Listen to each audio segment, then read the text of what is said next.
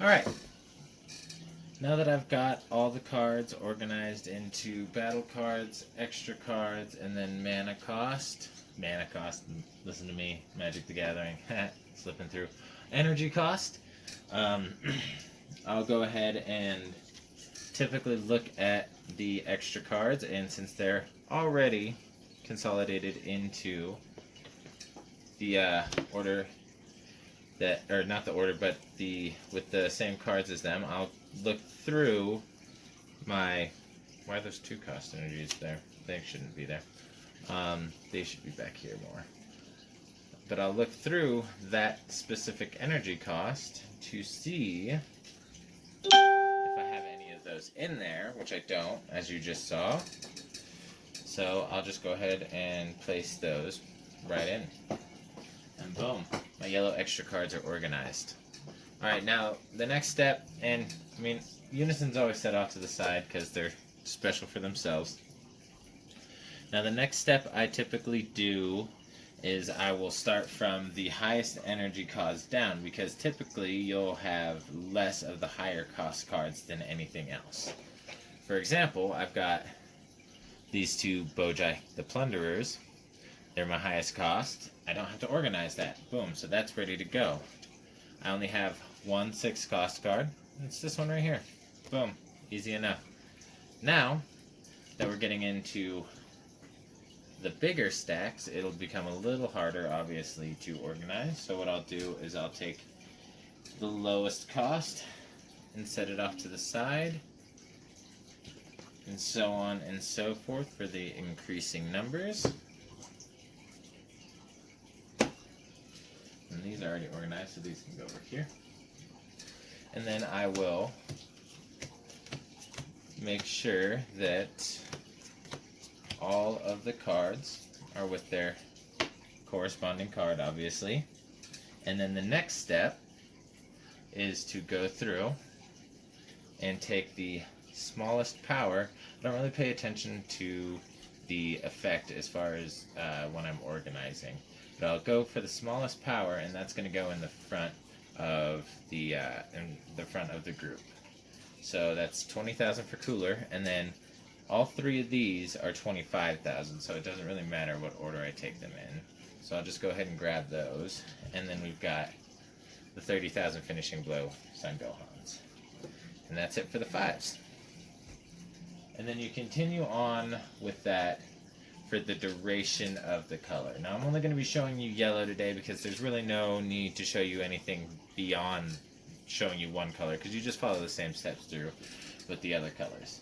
So now I'm going to go ahead and speed up the video again, and then we will finish organizing this, and then that should be the video.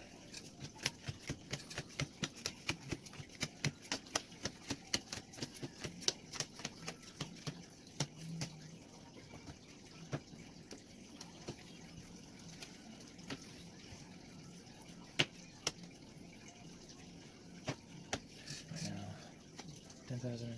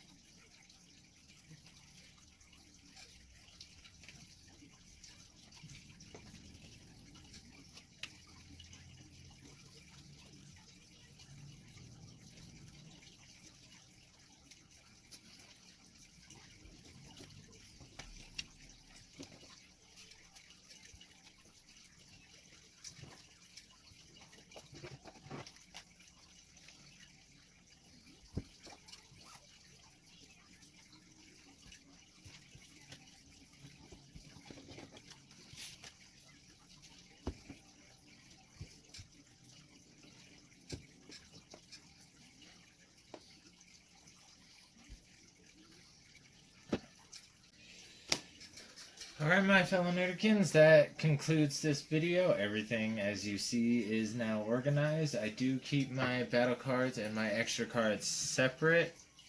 That way it's just easier when I'm looking to just upgrade a deck instead of having to look through all my cards. I get to just go ahead and go through and pick out the extra cards by themselves.